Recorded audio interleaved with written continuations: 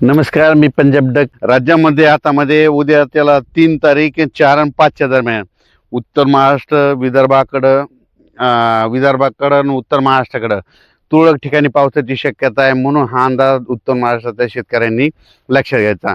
नंदुरबार जिल्हा झालं, धुळे जिल्हा झाला, नाशिक जिल्हा झालं, जळगाव जिल्हा झालं, त्याच्यानंतर बुलढाणा जिल्हा झाला, अकोला, अमरावती, वर्धा, नागपूर, भंडारा, गोंदिया, अकोला ह्या पट्ट्यामध्ये काय होणार आहे म्हणजे 3 फेब्रुवारी, 4 फेब्रुवारी आणि 5 फेब्रुवारीच्या दरम्यान तुरळक ठिकाणी पाऊस पडणार आहे. म्हणून हा अंदाज महाराष्ट्रातल्या शेतकऱ्यांनी लक्षात घ्यायचा.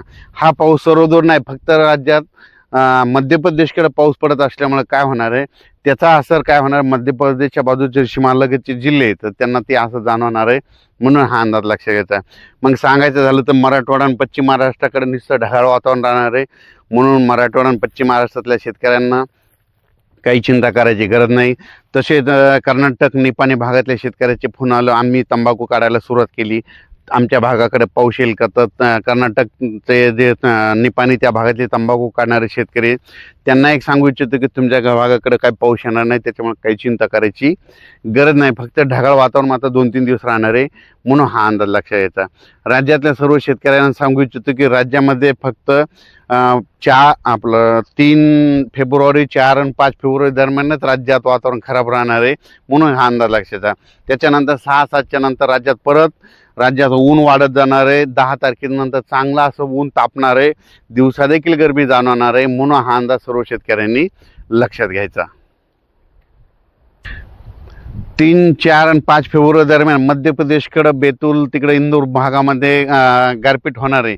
तर त्या तिकडल्या गारपीट होत असल्यामुळे काय होणार, त्याचा असर थोडा तरी आपल्या महाराष्ट्रामध्ये काही गावावर देखील पडणार आहे. आणि ती मग राहिलो एक तर उत्तर महाराष्ट्राकडं आणि इकडं पश्चिम विदर्भाकडं म्हणजे त्या भागाकडं मध्ये घाटाच्या खाली तिकडं होऊ शकते. सगळीकडे गारपीट नाही होणार, पण काही भागामध्ये 10-20 गावामध्ये मात्र या मध्य प्रदेशकडे गारपीट होणार आहे. त्याचा असर मात्र महाराष्ट्राच्या सीमालगतच्या जिल्ह्याकडे काही गावाकडे होईल. म्हणून हे अंदाज त्या शेतकऱ्यांनी लक्षात घ्यायचा. आपलं तूर असेल तर तो झाकून ठेवायची, हरभरे आले असेल तर उद्यापर्यंत गोळा करून वाटल्यास 3 तारखेपर्यंत झाकून घ्या. त्याच्यानंतर वीट भट्टी उत्पादकांना सांगू इच्छितो, तिकडल्या संभाजीनगर काढल्या तुम्ही तुमच्या काय करा, 2-3 दिवस आपलं ते विटा झालेल्या कच्च्या विटा झाकून ठेवा, कारण की संभाजीनगरपर्यंत देखील थोडाफार तुरळक ठिकाणी पाऊस येऊ शकतो. म्हणून हे लक्षात घ्यायचं. डाळिंब शेतकरी, द्राक्ष शेतकरी, वेलवर्गीय यांना सांगू इच्छितो की काय होणार आहे म्हणजे उद्यापासून चांगलं असं 3 तारखेपासून खूप आभाळ येणार आहे.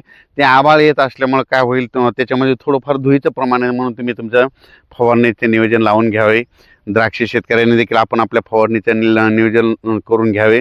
म्हणून हे देखील सर्वांना सांगू इच्छितो.